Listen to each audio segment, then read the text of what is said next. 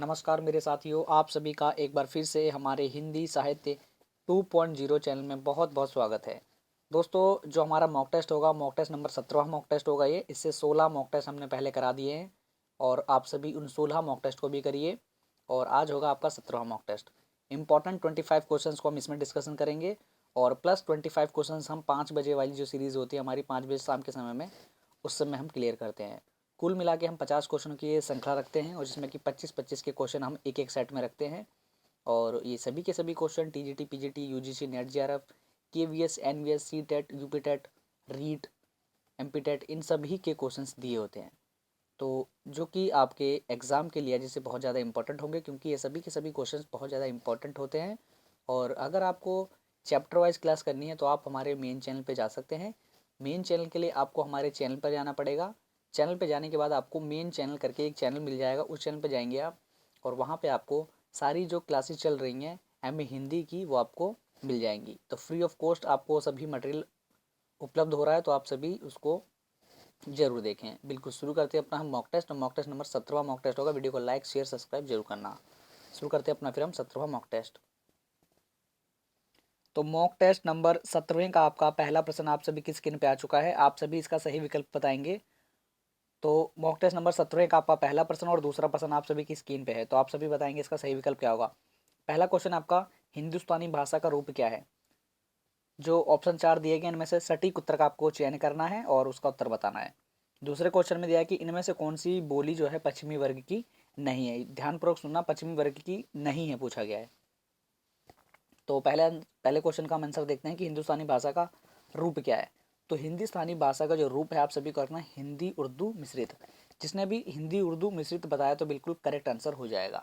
बात करें कि पश्चिमी हिंदी वर्ग की नहीं है, तो याद रखना ब्रज भाषा ये पश्चिमी हिंदी वर्ग की है, और मंगरू ये भी है और कन्नौजी ये भी है, पश्चिमी हिंदी वर्ग की हैं। बोला था यहाँ पर कि कौन सा पश्चिमी वर्ग की नहीं है, तो जैसे कि आप सभी को पता छत्तीसगढ़ी जो है ये पश्चिमी वर्ग की नहीं है। समझ गए। तो इसका ऑप्शन नंबर बी और इसका नंबर ऑप्शन नंबर डी ये सही विकल्प है। बढ़ते हैं अपने तीसरे क्वेश्चन की तरफ। क्वेश्चन नंबर तीसरा और क्वेश्चन नंबर चौथा आप सभी की स्क्रीन पर आ चुका है। यहाँ से पूछा तीसरी में, वर्तमान समय में संविधान द्वारा स्वीकृत भाषाओं की संख्या 24, 14, 20, 22 या 26। और जो हमारा चौथा क्वेश्चन है, ग्रीम नियम जो है, ग्रीम नियम का संबंध किससे है आपको बताना है।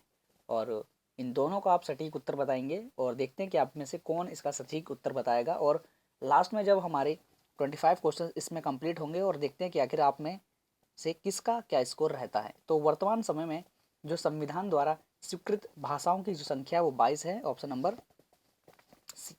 बात करें ग्रिम नियम जो है उसका संबंध किसने है, स्वनिम विज्ञान। जितने भी ऑप्शन नंबर ए बता रहे हैं बिल्कुल सही होगा। वर्तमान समय में 22 भाषाएं हैं। ग्रिम नियम का जो संबंध है स्वनिम विज्ञान से है। और यहाँ जो ऑप्शन हमारे बोली विज्ञान, कोश विज्ञान, अर्थ विज्ञान है बिल्कुल गलत हैं। तो स्वनिम विज्ञान ऑप्शन नंबर ए इसका सटीक उत्तर होने वाला है। नेक्स्ट क्वेश्चन देखते हैं फिर। क्वेश्चन नंबर 5वां है आप सभी की स्क्रीन पे। यहाँ से पूछा गया कि नंददास की किस रचना का संबंध नायक नायिका भेद से है। इंपॉर्टेंट क्वेश्चन है, आप सभी इसका सही विकल्प बताएंगे। रस पंचध्यायी, रस मंजरी, संयम सगाई या ऑप्शन नंबर डी भवन गीत। तो याद रखना जो नंददास की जो रचना है नायक नायिका भेद का जो वर्णन किया है रस मंजरी में किया गया था, तो ऑप्शन नंबर 20 का सही विकल्प होगा। तो यहाँ पे हमारा ऑप्शन नंबर 20 का सटीक उत्तर होने वाला है। देखते हैं फिर अपना नेक्स्ट क्वेश्चन। क्वेश्चन नंबर छठा, क्वेश्चन नंबर 7वां बहुत इंपॉर्टेंट क्वेश्चन है और वेरी वेरी इंपॉर्टेंट क्वेश्चन है कि क्वेश्चंस बहुत ज़्यादा देखने को मिलता है याला। तो आप बताएंगे कि आनंद कदम्बनी जो इसके संस्थापक कौन है। और क्वेश्चन नंबर 7 में है दीदी पत्रिका के संपादक कौन है। दोनों संपादक के क्वेश्चन है और इंपॉर्टेंट है, आप सभी इसका सही विकल्प बताएंगे। तो आपको याद रखना है आनंद कदम्बनी जो है बिल्कुल आप सभी इसका सही विकल्प बताएंगे। Option number A Bharatendu Harishchandra ji, option number C Pratap Narayan Mishra ji, option number D Premghan ji, या ऑप्शन नंबर डी राधा चरण दास जी। तो याद रखना मेरे साथियों, आप सभी का आशा करते हैं आप सभी का ये सभी जितने भी क्वेश्चन हो रहे हैं वो सभी के सभी सही हो रहे होंगे। तो छठे में हमारा जो सही विकल्प होगा प्रेमघन जी होगा, बद्री नारायण चौधरी प्रेमघन। बात करें कि दीदी जो पत्रिका है, दीदी पत्रिका के संपादक पूछा गया था, तो बताइए इसका सही विकल्प क्या होगा। और ऑप्शन बताते हैं हम आपको। Option number A Thakur Shrinath Singh ji, option number C Ganesh Shankar Vidyarthi, option number B Thakur Jagmohan Singh या option number D Pratap Narayan Mishra. तो याद रखना है दीदी पत्रिका जो है ठाकुर जी की है, जो ठाकुर श्रीनिवास सिंह की, जो ऑप्शन नंबर ए में दिया हुआ है। बढ़ते हैं अपने नेक्स्ट क्वेश्चन की तरफ, क्वेश्चन नंबर 8। क्वेश्चन नंबर 8 आप सभी की स्क्रीन पर आ चुका है, 8 और 9। तो 8 में देखिए इनमें से कौन सी रचना कुंवर नारायण की है, समझ गए। फिर उसमें दिया है कि लड़ाई जो है इसके नाटककार कौन है। इंपॉर्टेंट क्वेश्चन है और आप सभी इसका सही विकल्प बताएंगे। कुंवर नारायण की इसमें से कौन सी रचना है पूछी गई है, तो आप सभी को बताना है पथिक, मगध, बादशाह के बहाने या पहाड़ पे लालटेन। तो बताइए इसका सही विकल्प क्या होगा। बिल्कुल आशा करते हैं आप सभी इसका सही विकल्प बताएंगे। तो हमारा यहाँ पर जो है 8वें में सही विकल्प हो जाएगा ऑप्शन नंबर बी। यहाँ पे ये हमारा सही सटीक उत्तर होने वाला है। और लड़ाई, जो लड़ाई है वो नाटककार पूछा गया था। तो बताइए कौन है, सर्वदयाल सक्सेना जी, उपेंद्र नाथ अशोक जी, राम कुमार वर्मा जी या मोहन राकेश जी। तो लड़ाई जो है वो किसकी है, सर्वदयाल सक्सेना जी की लड़ाई थी, सक्सेना जी की। ऐसे लड़ाई याद करना ट्रिक हो जाएगी। लड़ाई किसने करी थी, सर्वदयाल सक्सेना जी ने, ऑप्शन नंबर ए। तो बढ़ते हैं अपने हम 10वें क्वेश्चन की तरफ से। और ये इतने इंपॉर्टेंट क्वेश्चन है दोस्तों, आप सभी इनको नोट डाउन जरूर करते हैं। जिनको नहीं आ रहा है क्वेश्चन तो उनको नोट डाउन करें, और जिसको साथी को आ रहा है वो कॉपी या नोटबुक में अपना जो है नोटबुक में अपना टाइप करते रहें, देखते रहें कि हमारे 10 में से कितने क्वेश्चन ठीक हुए। आखिर जो हमारे 25 का स्कोर रहता है वो कितना रहता है, 20, 15, 20, 24, जितना भी आपका रहता है कमेंट बॉक्स में बताएंगे। क्वेश्चन नंबर 10वां आप सभी की स्क्रीन पर आ चुका है, और 11वां भी आप सभी की स्क्रीन पे है, और आप सभी इसका सही विकल्प बताएंगे। 10वां ऑप्शन है हमारा और 11वां। तो हमारा जो 11वां क्वेश्चन है, जैसे हम देखते हैं 10वां।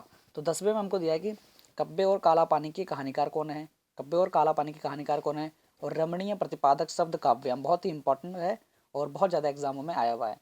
तो बताइए इसमें कौन सा हो जाएगा हमारा, कब्बे और काला पानी के। तो देखिए ऑप्शन बताते हैं हम आपको। Option number A Akhilesh ji, option number B Uday Prakash ji, option number C Swayam Prakash ji, option number D Nirmal Verma ji. और रमणीय प्रतिपादक शब्द काव्याम किस आचार्य का कथन है, मम्मट का, विश्वनाथ का, पंडित राज जगन्नाथ या भामा का। तो 10वें में हमारा जो सही विकल्प होगा निर्मल वर्मा जी होगा बिल्कुल। और बात करें रमणीय प्रतिपादक प्रतिपादक शब्द काव्याम, तो जो हमारा हैगा पंडित राज जगन्नाथ जी का है, ऑप्शन नंबर सी सटीक उत्तर होगा। बढ़ते हैं अपने फिर हम 12वें क्वेश्चन की तरफ।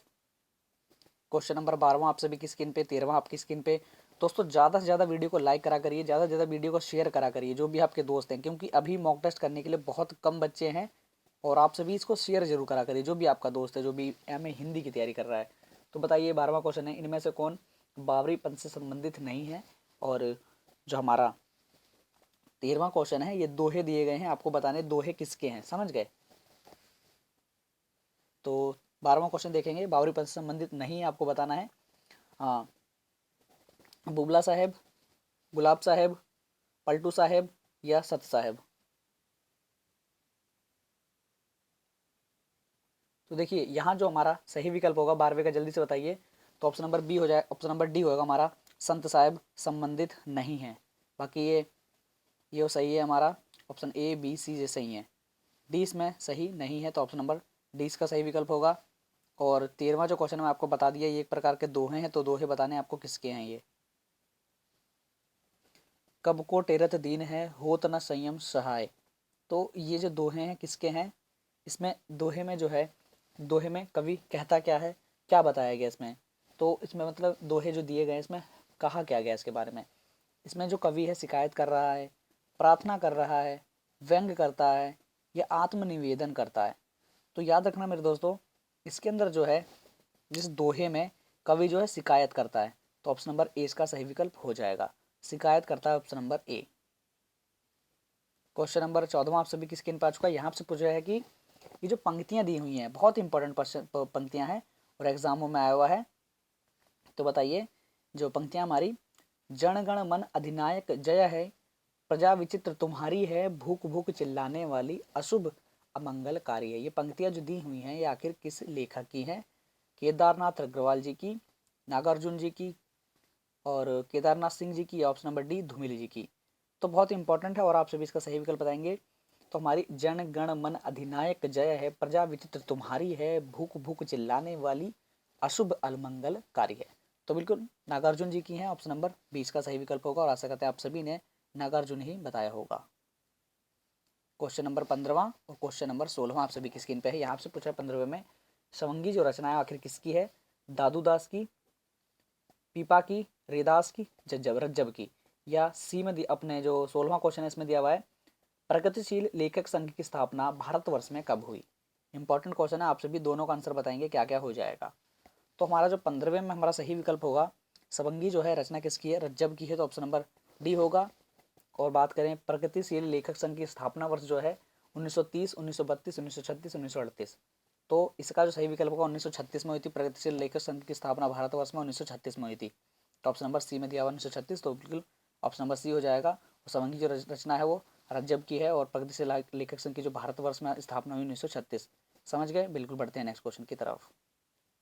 क्वेश्चन नंबर 17 आप सभी की स्क्रीन पर आ चुका है। यहाँ से पूछा है कि दक्षिण भारत हिंदी प्रचार सभा का मुख्यालय कहाँ पर है? बहुत इंपॉर्टेंट क्वेश्चन है। हैदराबाद में, कोचिन में, मद्रास में या बेंगलोर में? तो बताइए इसका सही विकल्प क्या हो जाएगा? दक्षिण भारत हिंदी प्रचार सभा का मुख्यालय बिल्कुल याद रखना मद्रास में है, तो ऑप्शन नंबर सी में हमको मद्रास मिल रहा है, तो बिल्कुल ऑप्शन नंबर सी होगा सटीक उत्तर। क्वेश्चन नंबर 18वां आप सभी को आज थोड़े से लो लेवल के प्रश्न देखने को मिलेंगे और 5 बजे वाली क्लास में आपको थोड़े से हाई लेवल के, इसमें थोड़े नॉर्मली क्वेश्चन रखे गए हैं। 18वां क्वेश्चन है, हिंदुस्तानी पत्रिका का प्रकाशन किस संस्था ने प्रारंभ किया? कौन सी संस्था थी? और जो शेष स्मृतियां हैं, शेष स्मृतियां संस्मरण के लेखक कौन है? दो क्वेश्चन में, दोनों क्वेश्चन में आंसर बताइए। तो हिंदी पत्रिका का प्रकाशन वर्ष जो हुआ है, प्रकाशन किस संस्थान ने किया? तो संस्थान के नाम बताते हैं आपको। Option number A Hindi Akademi, option number B Hindi Sahitya academy, या ऑप्शन नंबर सी हिंदी साहित्य सम्मेलन, या ऑप्शन नंबर डी केंद्रीय हिंदी संस्थान। तो याद रखना हिंदी पत्रिका जो है, हिंदुस्तानी पत्रिका का प्रकाशन जो करा था हिंदुस्तानी अकादमी ने किया था, तो ऑप्शन नंबर ए हो जाएगा। और शेष स्मृतियां जो हैं आप सभी को बताने किसकी हैं? केदारनाथ सिंह जी की, और बी में दिया है रघुवीर सहाय जी की, सी में दिया दूधनाथ सिंह की, ऑप्शन नंबर डी में दिया है कुबेर नाथ चंद्र प्रकाश सिंह। तो याद रखना शेष स्मृतियां रघुवीर सहाय, ऑप्शन नंबर बी। समझ गए? ये इसका सही विकल्प था। और हिंदुस्तानी पत्रिका ऑप्शन नंबर ए, रघुवीर सहाय से स्मृतियाँ। समझ गए? बिल्कुल ये ऑप्शन है इसका। बढ़ते हैं 20वें क्वेश्चन की तरफ। क्वेश्चन नंबर 20वां आप सभी की स्क्रीन पे है। 20वें क्वेश्चन में आपको बताना है कि पंक्तियाँ किसकी हैं। बहुत इंपॉर्टेंट पंक्तियाँ आपको बतानी है, पंक्तियाँ किसकी हैं, और आशा करते हैं आप सभी इसका सही विकल्प बताएंगे। तो देखिए जो पंक्तियाँ दी हैं आपको पंक्तियाँ बताते हैं। झांकियाँ निकलती हैं, झांकियाँ निकलती हैं ढोंग अविश्वास की, बदबू आती है मरी हुई बात की, इस हवा में अब नहीं डोलूंगा, नहीं नहीं मैं ये खिड़की नहीं खोलूंगा। ये जो पंक्तियाँ बहुत इंपॉर्टेंट है। और यूजीसी नेट जेआरएफ जून 2009 जो कि हमारा पेपर हुआ था यूजीसी नेट जेआरएफ का, वहाँ का एक क्वेश्चन है। तो बताइए इसका सही विकल्प क्या होगा? प्रभाकर माचवे, भारत भूषण अग्रवाल, नरेश मेहता या सर्वदयाल सिंह सक्सेना? सर्वदयाल सिंह सक्सेना।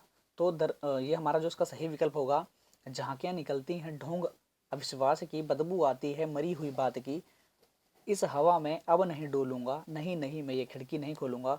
बहुत इंपॉर्टेंट है हमारी ऑप्शन नंबर डी में होंगी सर्वदयाल सक्सेना, सर्वेसल दयाल सक्सेना। बिल्कुल सक्सेना जी की पंक्ति हैं और इंपॉर्टेंट है, आप सभी को याद रखनी है। बढ़ते हैं नेक्स्ट क्वेश्चन की तरफ। क्वेश्चन नंबर 21वां आप सभी की स्क्रीन पर आ चुका है। आप सभी इसमें सही विकल्प बताएंगे, सही अनुक्रम का, जैसे कि आप करते आ रहे हैं।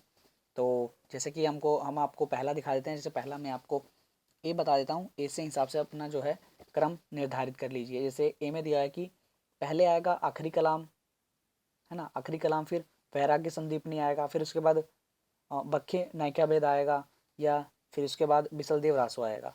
तो क्रम को व्यवस्थित कीजिए और इसका सही विकल्प बताइए। ये जो है बरवे हैं दोस्तों, बरवे नायिका भेद। समझ गए? आपने सुना ही होगा। तो बताइए इसका सही विकल्प क्या होगा, और आशा करते हैं आप सभी ने इसका सही विकल्प लगा लिया होगा। तो मैं आपको बताता हूँ। तो ऑप्शन नंबर बी में रखेंगे हम सबसे पहला। तो देखिए सबसे पहले आपका आएगा बिसल देव रासो, सबसे पुराना बिसल देव रासो है। फिर उसके बाद आखिरी कलाम है ना। फिर ऑप्शन नंबर 3 को लेंगे हम वैराग्य संदीपनी, फिर डी में लेंगे बरवे नायिका भेद। ये होगा इसका सही क्रम। समझ गए? और आशा करते हैं आप सभी ने इसका सही क्रम ये लगाया होगा। और इनको थोड़ा सा रिसर्च करो, इनके ऊपर बिसल देव रासो को रिसर्च करो, आखिर किसका है, कौन से सन में आया, और क्या चीज़ है इसके अंदर। जैसे आखिरी कलाम है, आखिर किसका है, कौन से सन में आया।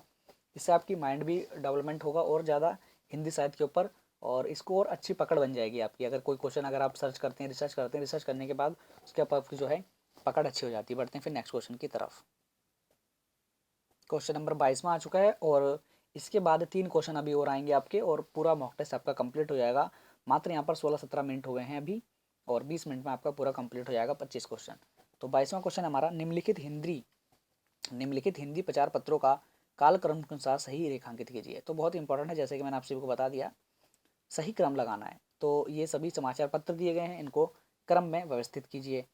तो जैसे कि हम आपको ऑप्शन बता देते हैं। ऑप्शन नंबर ए में है हमारा, सबसे पहले आएगा कर्मवीर, फिर आज, फिर विशाल भारत, फिर जनसत्ता। तो देखो इसका सही क्रम क्या होगा, आप बताइए जल्दी से। और आशा करते हैं ये क्वेश्चन आप सभी को इम्पोर्टेंट लग रहे होंगे, क्योंकि सभी के सभी इम्पॉर्टेंट हैं। समझ गए, किसी न किसी एग्जाम के क्वेश्चन है ये। तो हिंदी समाचार पत्रों का सही क्रम जो है मैं आपको बताता हूँ, बिल्कुल ऑप्शन नंबर ए ही हो जाएगा। सबसे पहले कर्मवीर है ना, सबसे पहले कर्मवीर, फिर दूसरे पे आज, फिर तीसरे पे विशाल भारत, फिर ऑप्शन नंबर सी जो फोर्थ पे आएगा हमारा जनसत्ता। तो ये इसका क्रम होने वाला है। समझ गए, बिल्कुल हिंदी जो प्रचार समाचार पत्र हैं उनका यही क्रम है ऑप्शन नंबर ए में जो दिए हुए हैं। तो बढ़ते हैं फिर अपने नेक्स्ट क्वेश्चन की तरफ। आशा करते हैं वीडियो आप सभी को अच्छी लग रही होगी। वीडियो को लाइक शेयर सब्सक्राइब जरूर करना। क्वेश्चन नंबर 23 में आ चुका है। यहाँ पूछा गया कि रामधारी सिंह दिनकर की रचनाओं का सही अनुक्रम क्या है। तो ऑप्शन आपको मैं बता देता हूँ और आप सभी इसका सही विकल्प बताएंगे। तो बताइए इसमें हमारा जो है सही अनुक्रम क्या होगा। तो बिल्कुल दिनकर की जो रचना है उनको सभी का सही क्रम बताना है। इसके अंदर ऑप्शन आप सभी के सामने हैं, तो आशा करते हैं आप सभी इसका सही विकल्प बताएंगे। तो बिल्कुल मैं आपको बताता हूँ इसका सही विकल्प क्या होगा। तो ऑप्शन नंबर ए हो जाएगा इसका सही विकल्प। जैसे कि आपको बताते हैं, सबसे पहले हुंकार है, फिर इसके बाद रेणुका, फिर रसवंती, फिर उर्वशी। ये यहाँ पर इनके क्रम हो जाएंगे रामधारी सिंह दिनकर के। और इनको एक बार रिसर्च जरूर करना, इनको देखना आखिर इसमें है क्या चीज़, वो कौन से सन की है ये। अगर आपको अच्छे से तैयारी करनी है और एग्ज़ाम निकालना ही है तो उससे आपको पढ़ना भी पड़ेगा। जो मैं आपको क्वेश्चन कराता हूँ इंपॉर्टेंट है, उनके साथ आपको थोड़ा सा रिसर्च अपने को भी मानना पड़ेगा कि खुद देखो उन क्वेश्चनों को, आखिर इसमें क्या रिसर्च की जा रही है, क्या क्वेश्चन में आ रहा है, कैसे क्वेश्चन प्रश्न पूछे जा रहे हैं आपको। समझ गए। तो 24वां क्वेश्चन देखते हैं फिर। क्वेश्चन नंबर 24वां आप सभी की स्क्रीन पर आ चुका है। सेकंड लास्ट क्वेश्चन होगा। इंपॉर्टेंट नाटक दिए हुए हैं, एक ही मतलब प्रश्न में आपके 4 नाटक कंप्लीट हो जाएंगे। तो बताइए इनका सही क्रम क्या होने वाला है।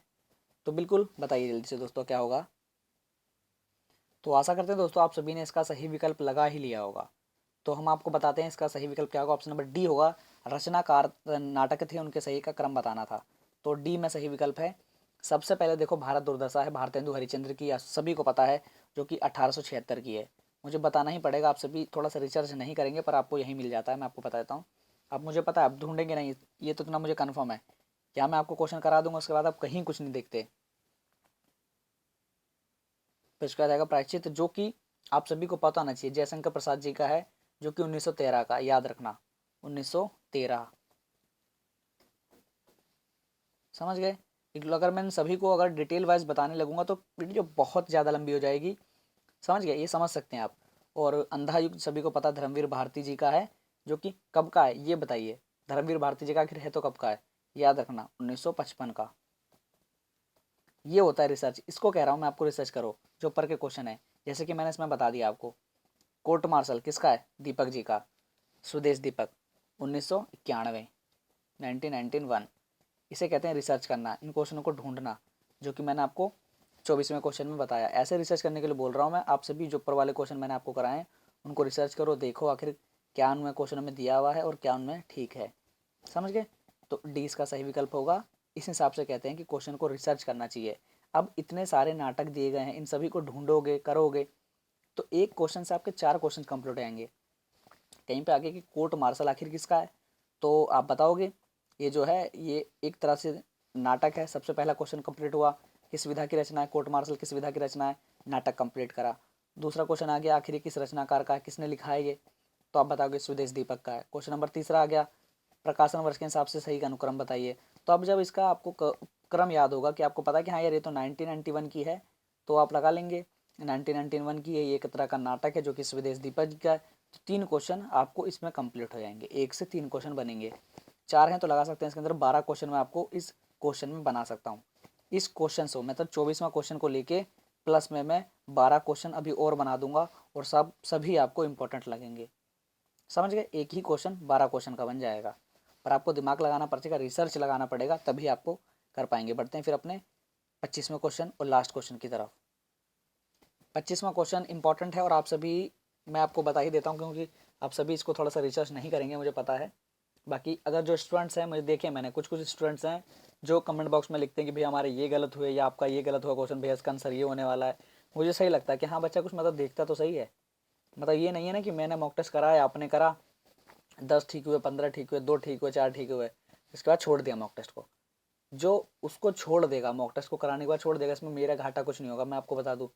आप सभी जान रहे हैं मेरा घाटा कुछ नहीं होगा, इससे आप ही का घाटा होगा।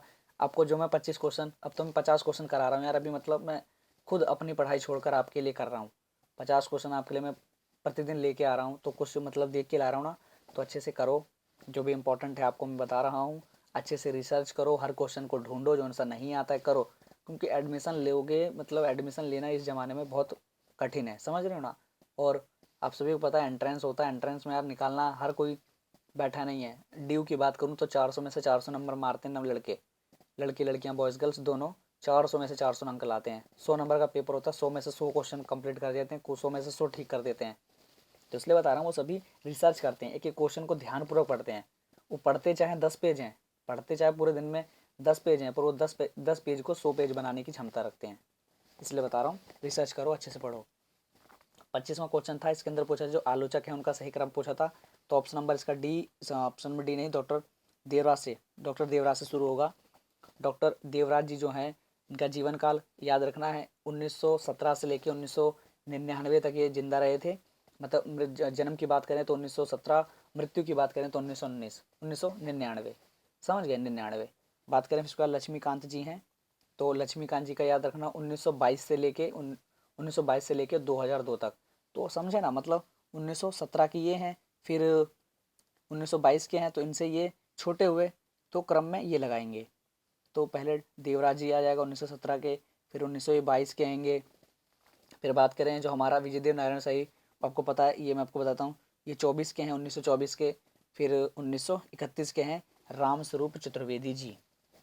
और इनका मैंने आपको बर्थ डेट बता दिया, बर्थ डेट।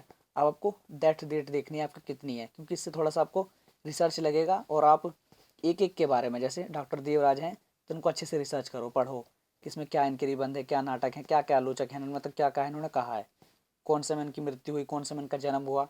इसको पढ़ोगे तो आपको मतलब JNU के लिए आप तैयारी कर रहे हो। बाकी तो अभी आपकी ड्यू लेवल की ही पढ़ाई है, समझ गए, ड्यू लेवल की, BHU लेवल की, जामी लेवल की। अगर JNU की करोगे तो JNU में इसको रिसर्च मानना पड़ेगा, इस क्वेश्चन को पूरा रिसर्च मानना पड़ेगा कि क्या आखिर देवराज जो आया है आखिर किस लिए आया है, क्यों इंपॉर्टेंट है, आलोचक की श्रेणी में आया हुआ है।